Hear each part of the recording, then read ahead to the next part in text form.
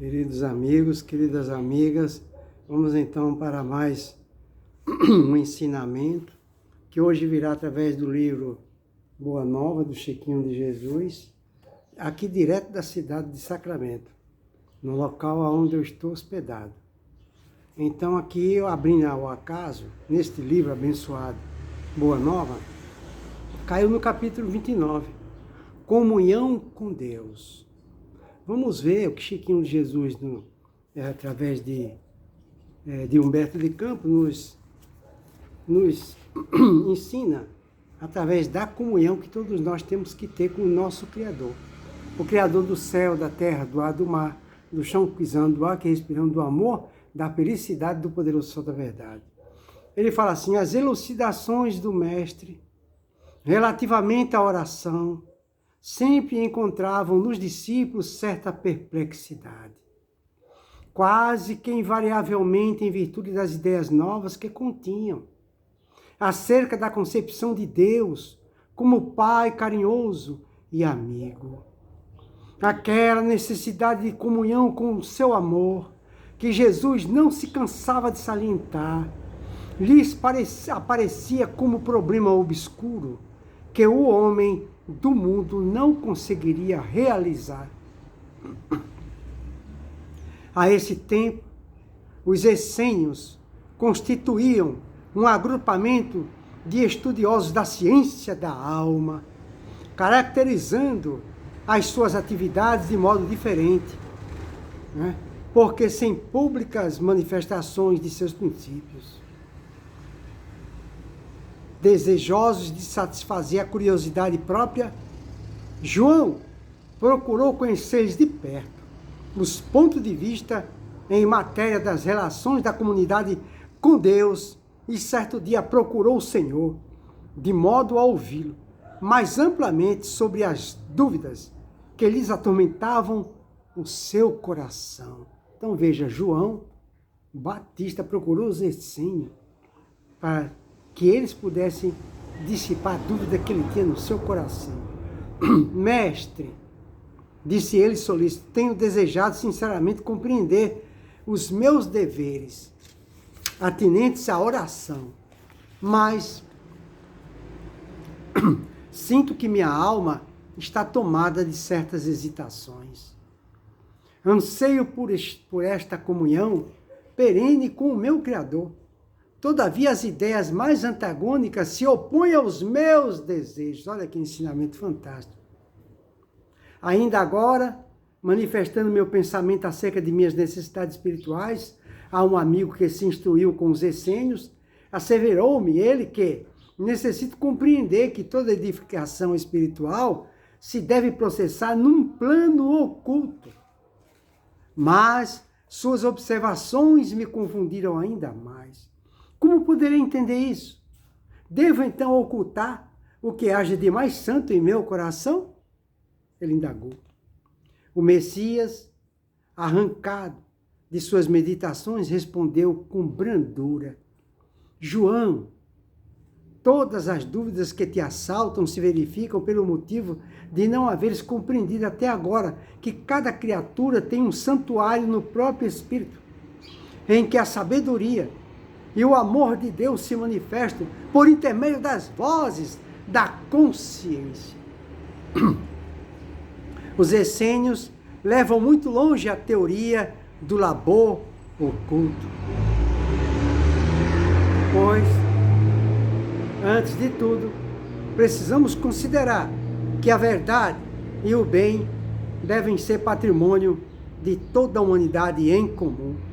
No entanto, o que é indispensável é saber dar a cada criatura de acordo com as suas necessidades próprias.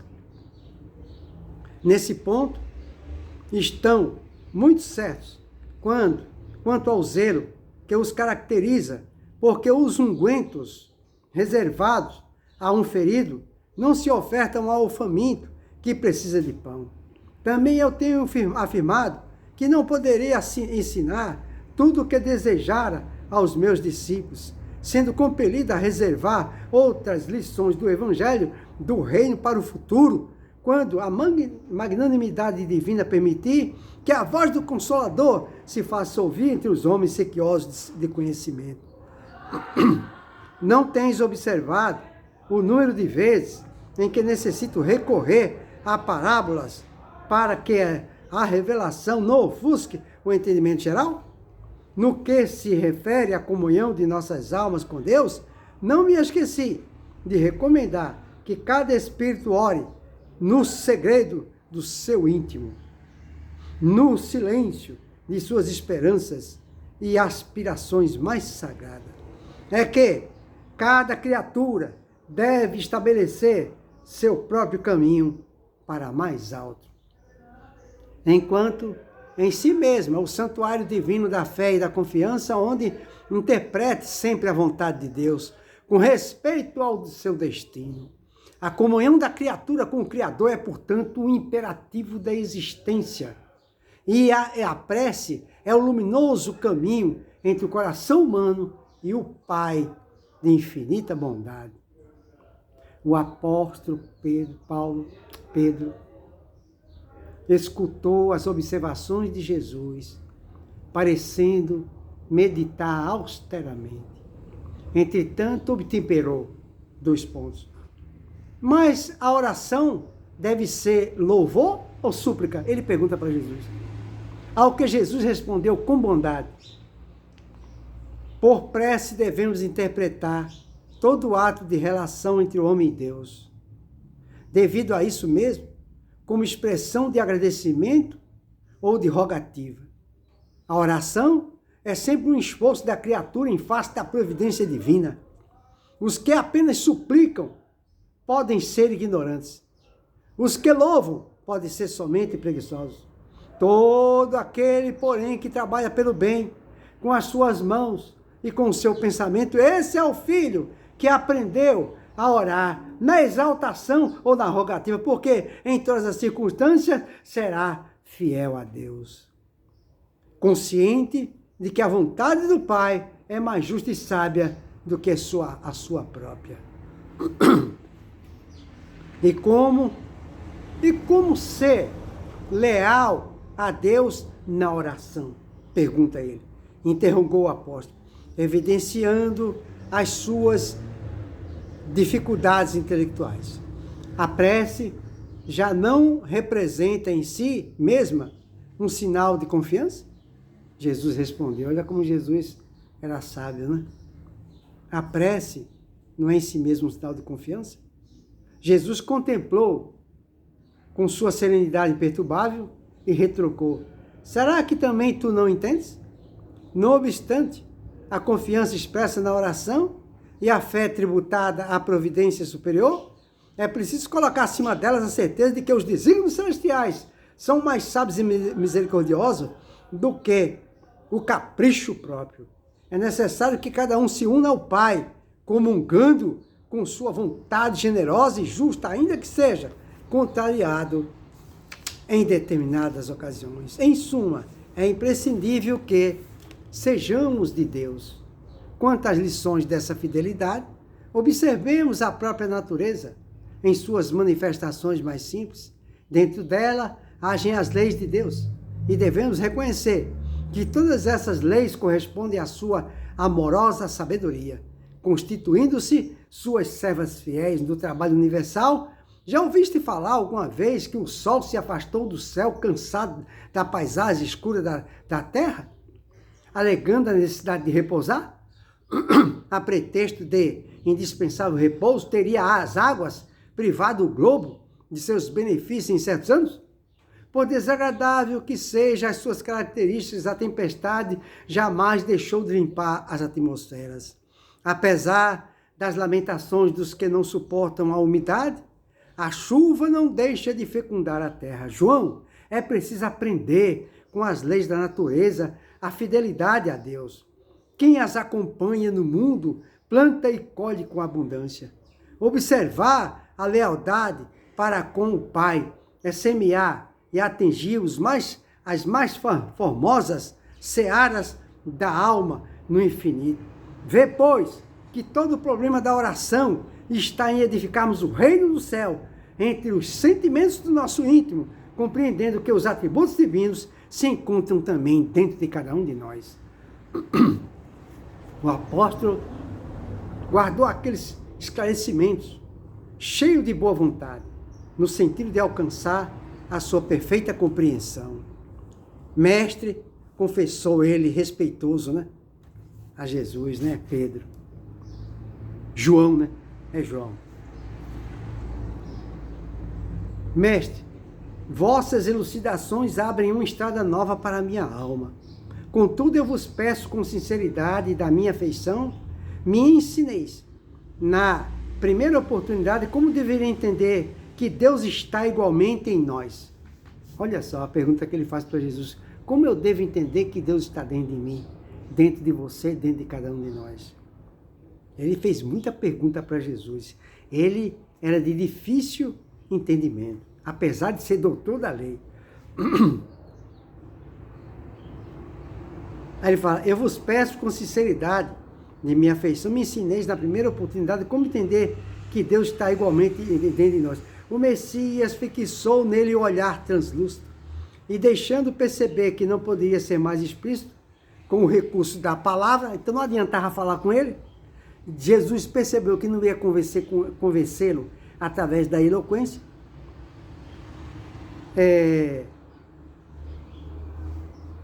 Jesus apenas disse, eu te prometo.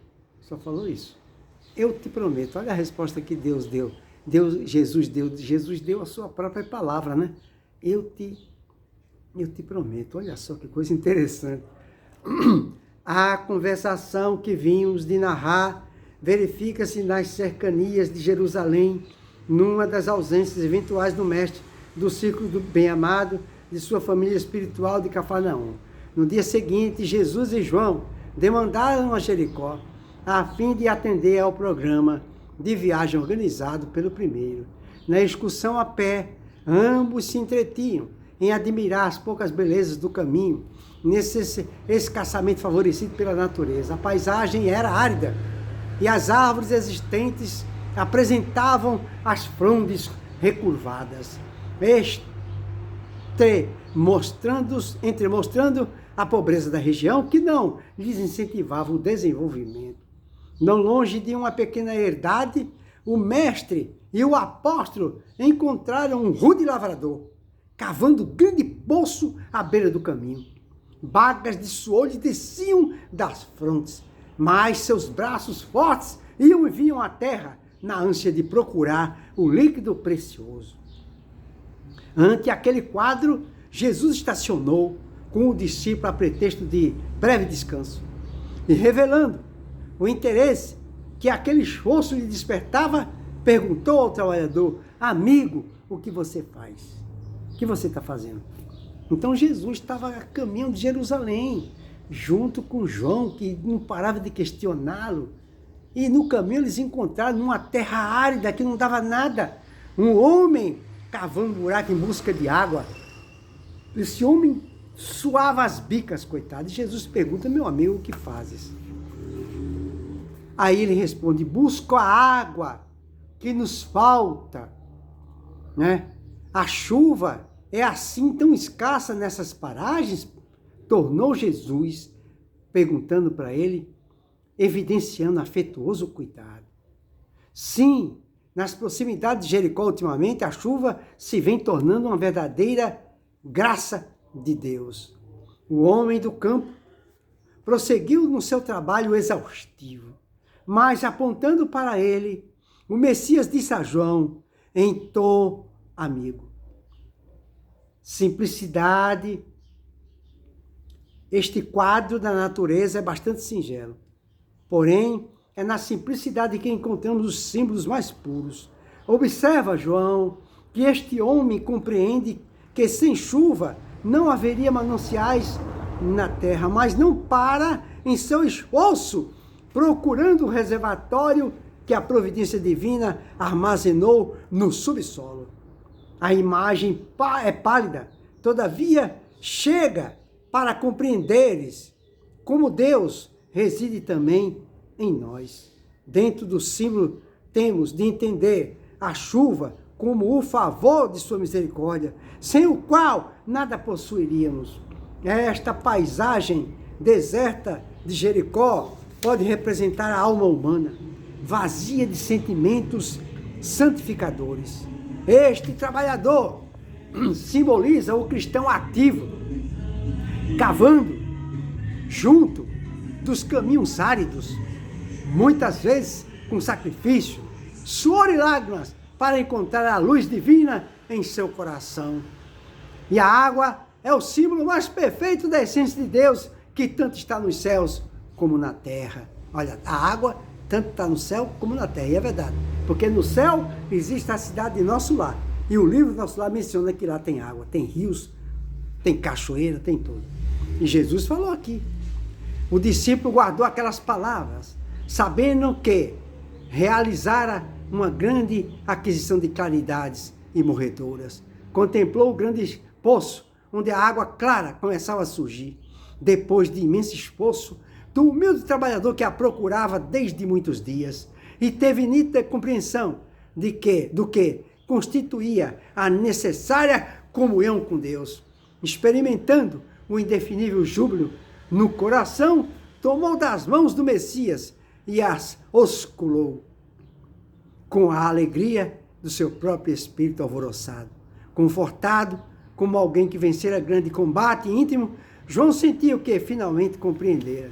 Ficou aí esta lição que veio através desse abençoado livro que me indicaram aqui, fizeram várias palestras com ele aqui em Sacramento e eu adorei.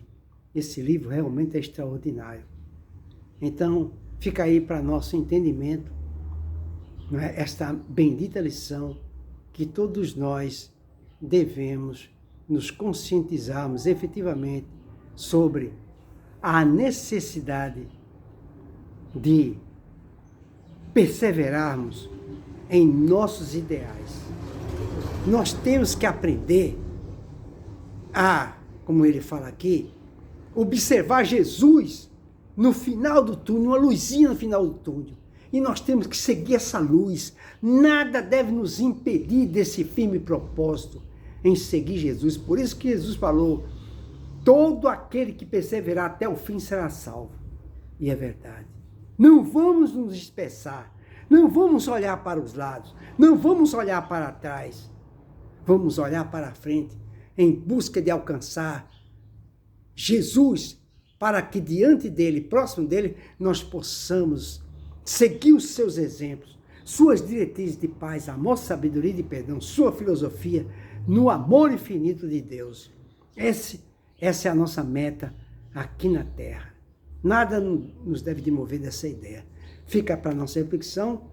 Uma boa tarde e noite para todos. Que Jesus nos abençoe.